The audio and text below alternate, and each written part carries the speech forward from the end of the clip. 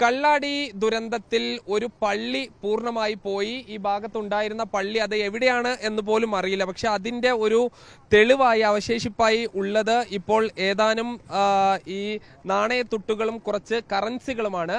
അത് ഈ ഭണ്ഡാരത്തിൽ വിശ്വാസികൾ നിക്ഷേപിച്ച പണമായിരുന്നു. ആ ഭണ്ഡാരം പുഴയ്ക്ക് അരികിൽ നിന്നാണ് ഇവർക്ക് കിട്ടിയത്. ഇപ്പോൾ ഭണ്ഡാരം എങ്ങനെ നിങ്ങളുടെ ശ്രദ്ധയിൽപ്പെട്ടത് എങ്ങനെയാ? ഇന്നലെ ഈ വീട്ടിലെ ആളുകൾ നമ്മളോട് വന്ന് ആവശ്യപ്പെട്ടിരുന്നു. അവരുടെ രേഖകളും കാര്യങ്ങളൊക്കെ ഈ വീട്ടിൻ്റെ ഉള്ളിലുണ്ട്. അപ്പോൾ അതൊന്ന് എടുത്തു കൊടുക്കുമെന്ന് നമ്മളോട് വന്ന് ഇന്നലെ ആവശ്യപ്പെട്ടിരുന്നു. അതുപ്രകാരം ഇന്ന് രാവിലെ വന്ന് നമ്മൾ ആ വീട്ടിൽ നിന്ന് അവരോട് ആധാരങ്ങൾ ഇതുപോലെ ഓരോ വസ്ത്രങ്ങൾ കാര്യങ്ങളൊക്കെ അവിടെ നിന്ന് ഷിഫ്റ്റ് ചെയ്യുന്ന സമയത്താണ് നമ്മുടെ പ്രവർത്തകൻ്റെ ശ്രദ്ധയിൽ പുഴക്കരയിൽ ഇത് കിടക്കുന്നത് കണ്ടത്. അങ്ങനെ പോയി നോക്കിയപ്പോൾ പള്ളിയിലുള്ള ഭണ്ഡാരപ്പെട്ടിയായിരുന്നു. അതെടുക്കുകയും അതിൽ നിന്നുള്ള പൈസ എടുത്ത് കമ്മിറ്റിക്കാർ വരുന്ന സെക്രട്ടറി വരുന്നുണ്ട്. അവിടുത്തെ ഹത്തീബ് ഉസ്താദാണ് ഈ നിൽക്കുന്നത്. ഇവരെ ഏൽപ്പിക്കുകയാണ് ചെയ്യാൻ പോകുന്നത്. അവിടുത്തെ ഉസ്താദാണ് അല്ല ഉസ്താദ്. ബ്രിട്ടീഷുകാരന്റെ കാല് നക്കിയ ഒരു കൂട്ടരുണ്ടല്ലോ നമ്മുടെ നാട്ടില്. നമ്മുടെ രാജ്യത്ത് ഒന്നടങ്കം പല വിഭാഗങ്ങളായിട്ട് പല പേരിൽ വരുന്നുണ്ട്. നമ്മുടെ രാജ്യത്ത് ബ്രിട്ടീഷുകാരന്റെ കാല് നക്കിയവന്റെ പിൻതലമുറക്കാരാണ് അവര്. ബ്രിട്ടീഷുകാരന്റെ മുന്നിൽ മാപ്പെഴുതി കൊടുത്തവന്റെ പിൻതലമുറക്കാരാണ്. ഇന്ന് ആ കാല് നക്കികള് വെറുപ്പിന്റെ വിദ്വേഷത്തിന്റെ വാക്താക്കളായിട്ട് ജനമധ്യത്തിൽ പൊതുമധ്യത്തിൽ ഇങ്ങനെ കറങ്ങി നടക്കുന്നുണ്ട്. അപ്പൊ അത്തരത്തിൽ ഒരു വെറുപ്പിന്റെ വിദ്വേഷത്തിന്റെ വാക്താവിന്റെ ഒരു കമന്റാണ് നിങ്ങൾ കണ്ടത്. ആ കമന്റ് വന്നത് വേറെ എവിടെയുമില്ല, ഇപ്പോ നിങ്ങൾ കേട്ട ആ വാർത്തക്ക് താഴെ. ഇപ്പൊ കഴിഞ്ഞ ദിവസമാണ് മേപ്പാടിയിലെ കള്ളാടിയില് ഈ പറയുന്ന തുരങ്കപാതയുടെ നിർമ്മാണ സ്ഥലത്ത് മണ്ണിടിച്ച് ലാൻഡ് സ്ലൈഡിങ് ഉണ്ടായിട്ട് അവിടെ ചില കാഷ്വാലിറ്റികളൊക്കെ സംഭവിച്ച്, ചില മരണങ്ങളൊക്കെ സംഭവിച്ചു, ചെറിയൊരു ദുരന്തം ഉണ്ടായത് അല്ലേ? ആ ദുരന്തത്തിന്റെ വാർത്തയാണ് ഇപ്പൊ നിങ്ങൾ കേട്ടത്. അവിടെ ദുരന്തം ഉണ്ടായപ്പോൾ സ്വാഭാവികമായിട്ടും അവിടെയുള്ള പള്ളി ആ മണ്ണിടിച്ചിലിൽ പാടെ കാണാനില്ല. അപ്പോ ഈ വെറുപ്പിന്റെ വിദ്വേഷത്തിന്റെ വാഹകൻ, ആ വാഹകന്റെ ഒരു വാക്കാണ് എന്താണ്? ലോചനൻ VS. എന്താണ് ലോചനൻ? ലോചനൻ എന്നല്ല, നീചൻ. നീചനാണ് അവൻ. നീചനും നികൃഷ്ടനുമാണ് അവൻ. എന്താണ് അവന്റെ കമന്റ്? എന്താണ്? ഈ നിസ്കാരപ്പള്ളി, ഈ പള്ളി തകർന്നു, അതിന്റെ എന്താ പറയേണ്ടത്, ഒരു അടയാളം പോലും ബാക്കിയില്ല എന്നുള്ള വാർത്ത ഈ ദുരന്തത്തിന് പിന്നാലെ വരുമ്പോ അതിന് താഴെ നിസ്കാരം മുടങ്ങുമല്ലോ നാദാ, ഇനി എന്ത് ചെയ്യും മല്ലയ്യ, ഇനി എന്ത് ചെയ്യും മല്ലയ്യ. അങ്ങനെയുണ്ട്. ഈ ഷൂ നക്കികൾ ഉണ്ടല്ലോ, ഈ കാല് നക്കികള്, മാപ്പെഴുതി കൊടുത്തവന്റെ പാരമ്പര്യ പിന്തുടർമൂലക്കാരുടെ, ഇവർക്ക് നാട്ടിൽ എന്ത് ദുരന്തം ഉണ്ടായാല് അല്ലെങ്കിൽ ഒരു അപകടം ഉണ്ടായാല് അതിലും ചില ആനന്ദം കണ്ടെത്തുന്ന ആളുകള്. ഒരു മനുഷ്യന്റെ ജീവൻ നഷ്ടപ്പെട്ടാല് അല്ലെങ്കിൽ ആർക്കെങ്കിലും നഷ്ടങ്ങൾ ഉണ്ടായാല് പലരുടെയും ദുഃഖങ്ങളില് സന്തോഷം കണ്ടെത്തുന്ന ഒരു കൂട്ടര്. ആ കൂട്ടരാണ് ഈ പറയുന്ന ചങ്ങാതി ലോചനൻ VS എന്ന പേര്. വല്ലാത്തൊരു പേരാ, മനസ്സിലായില്ലേ? ലോചനൻ VS. അവന്റെ പ്രൊഫൈൽ പിക്കൊക്കെ നിങ്ങൾ കാണുന്നുണ്ടാവും. അപ്പൊ പിന്നെ ഞാൻ അതിലേക്ക് പോകുന്നില്ല. എന്താണെങ്കിലും ഇവന്റെ പാരമ്പര്യം ആരുടേതാണെന്ന് ചോദിച്ചാല് ബ്രിട്ടീഷുകാരന്റെ കാല് നക്കി, അവന്റെ ആസനം നക്കി, അവന്റെ മുന്നിൽ മാപ്പെഴുതി കൊടുത്ത് എങ്ങനെയെങ്കിലും ഒന്ന് പുറത്ത് കടന്നാ മതി, ഞാൻ പുറത്തെത്തിക്കഴിഞ്ഞാൽ, എന്നെ പുറത്തിറക്കി കഴിഞ്ഞാൽ നിങ്ങൾക്ക് വേണ്ടി എന്തും ചെയ്യാൻ ഞാൻ തയ്യാറാണെന്ന് പറഞ്ഞ് ഈ രാജ്യത്തെ ഒറ്റുകൊടുത്തവന്റെ ആ പിൻതലമുറയിൽപ്പെടുന്ന വെറുപ്പിന്റെ വിദ്വേഷത്തിന്റെ വാക്താവിന്റെ വാക്കുകൾ. അതാണ് ഞാൻ പറഞ്ഞത്. നാട്ടിൽ എന്ത് ദുരന്തം ഉണ്ടായാലും ഇവർക്ക് വല്ലാത്തൊരു സന്തോഷ, അതിലൊരു ആനന്ദം കണ്ടെത്തുകയാണ്. യഥാർത്ഥത്തിൽ അതൊരു മെന്റൽ ഇൽനെസ് ആണ് അല്ലേ? നല്ലൊരു സൈക്കാട്രിസ്റ്റിനെ കാണിച്ചു കഴിഞ്ഞാല് അങ്ങനെ ഉണ്ടല്ലോ, ഒരു നല്ലൊരു സൈക്കാട്രിസ്റ്റിനെ കാണിച്ചു കഴിഞ്ഞാല് ആ സൈക്കാട്രിസ്റ്റ് പറഞ്ഞു തരും എന്താണ് ആ അസുഖത്തിന്റെ പേര്, എവിടെ, എന്താണ് ആ മനോനില എന്താണ് എന്നൊക്കെ ആ സൈക്കാട്രിസ്റ്റ് പറഞ്ഞു തരും. പക്ഷെ ഇവറ്റകളെ കാണിച്ചിട്ട് കാര്യമില്ല. കാരണം ഇവറ്റകള് അങ്ങനെയാണല്ലോ. ഇപ്പൊ നമുക്കൊരു അസുഖം വരണമെന്ന് നമ്മൾ ആഗ്രഹിക്കൂലല്ലോ. അല്ലെങ്കിൽ എന്റെ ബുദ്ധിക്ക് എന്തെങ്കിലും ഒരു കുഴപ്പമുണ്ടാകണം എന്ന് നമ്മൾ ആഗ്രഹിക്കുവോ? ഒരു മനുഷ്യൻ അങ്ങനെ ആഗ്രഹിക്കൂല. പക്ഷെ ഇവന്മാര് ഇത് പേർപ്പസ്ഫുള്ളി, ബോധപൂർവം ഇങ്ങനെ ഒരു മെന്റൽ സിറ്റുവേഷനിലേക്ക് നടന്ന് ചെന്നതാണ് എന്നുള്ളതാണ് ഇവറ്റകളുടെ ഒരു പ്രത്യേകത എന്ന് പറയാം, അല്ലേ? സാധാരണഗതിയിൽ മനുഷ്യന്മാർക്കിടയിൽ ഈ വെറുപ്പും വിദ്വേഷമൊന്നും അങ്ങനെ ഉണ്ടാവില്ല. എന്തെങ്കിലും ഒന്ന് രണ്ട് വർത്താനൊക്കെ പറഞ്ഞാൽ അത് അവിടെ തീരും. പക്ഷേ മനസ്സ് നിറയെ വെറുപ്പ് മാത്രം കൊണ്ട് നടക്കുന്ന ഒരു വിഭാഗം, ഇനി വെറുപ്പില്ലെങ്കിലും എങ്ങനെയെങ്കിലും അത് വെറുപ്പാക്കി മാറ്റാൻ വേണ്ടിയിട്ട് പണിയെടുക്കുന്ന ഒരു കൂട്ടര് അങ്ങനെയുണ്ടല്ലോ, കുറെ എണ്ണം അങ്ങനെയുണ്ട്. അതുണ്ടെന്നേ സമൂഹത്തിന്റെ വിവിധ ഇടങ്ങളില്.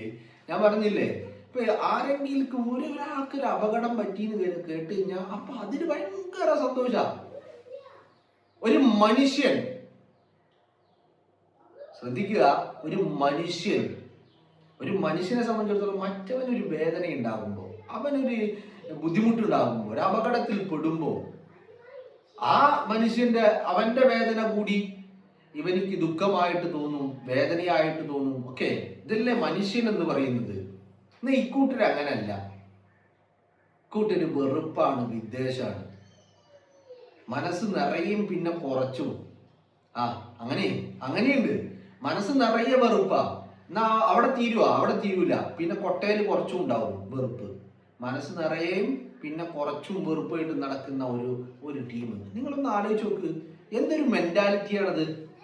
അതാ ഞാൻ പറഞ്ഞത്, ആ ഒരു മൈൻഡ് ഉണ്ടല്ലോ, ആ ഒരു ചിന്താഗതി, അത് എത്രത്തോളം നീചമാണ്. അതാ ആദ്യം ഞാൻ പറഞ്ഞത്, നീചനും നികൃഷ്ടനും എന്ന് പറയാൻ കാരണതാ, അല്ലേ? ഒരു പള്ളി കാണുന്നില്ല, അല്ലെങ്കിൽ പള്ളി തകർന്നു പോയി എന്നുള്ളൊരു വാർത്ത കേൾക്കുമ്പോ അവന്റെ മനസ്സിലേക്ക് വന്ന ഒരു ആദ്യത്തെ ആശയം നോക്കൂ നിങ്ങൾ, എത്രമാത്രം ഒരു വെറുപ്പിന്റെ വിദ്വേഷത്തിന്റെ വാക്താവാണെന്ന് നോക്കൂ നിങ്ങൾ, അല്ലേ? ഇപ്പൊ കള്ളാടിയില് മേപ്പാടിയിലെ ഈ പറയുന്ന ടണൽ പ്രൊജക്റ്റുമായി നടന്നത് ഒരു ദുരന്തമാണ്. അപ്പൊ ആ ദുരന്തം ഉണ്ടായപ്പോ എന്താ സംഭവിക്കുന്നത്?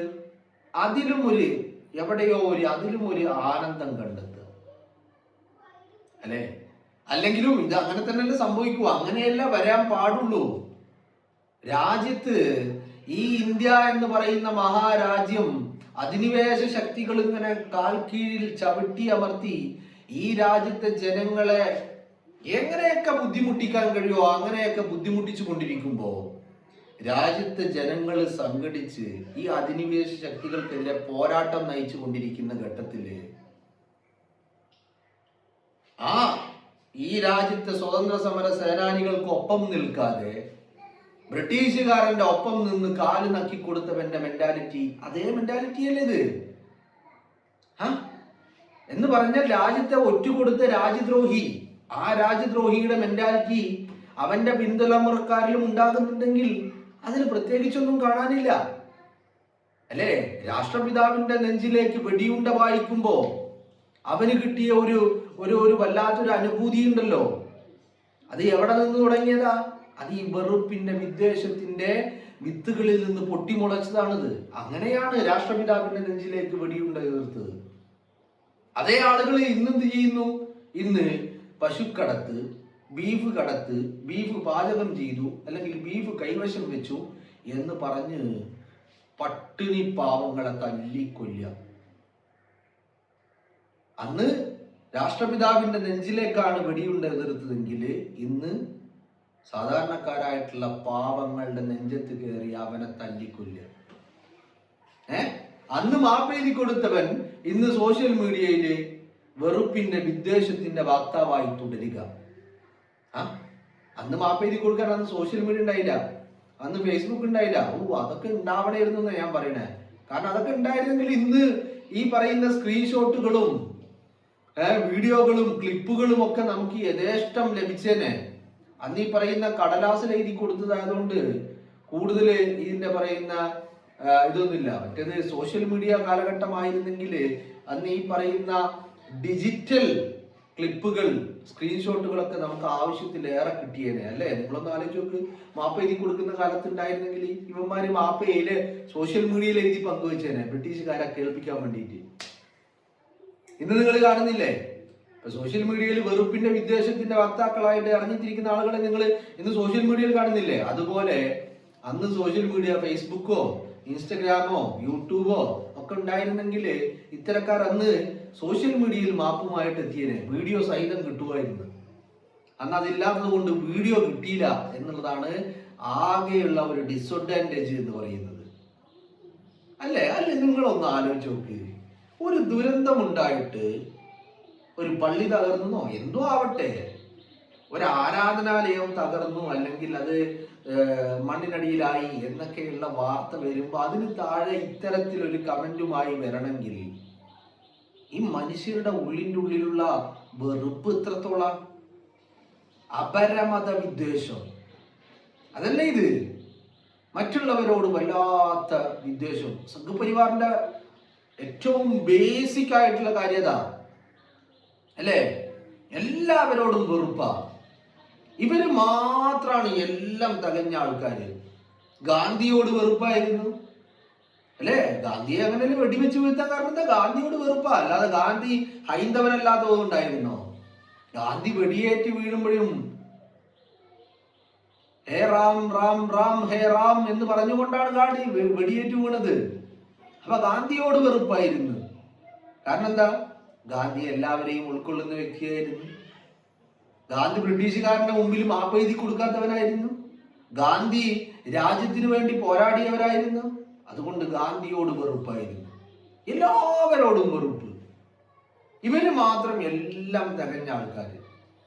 മറ്റു വിശ്വാസികൾ, മറ്റു മതങ്ങളിൽ വിശ്വസിക്കുന്ന ആളുകളെ കണ്ടാ വെറുപ്പ്, ദളിതനെ കണ്ടാ വെറുപ്പ്, എല്ലാവരോടും വെറുപ്പ്, വെറുപ്പ് വെറുപ്പ് വെറുപ്പ് വെറുപ്പ് വെറുപ്പ്.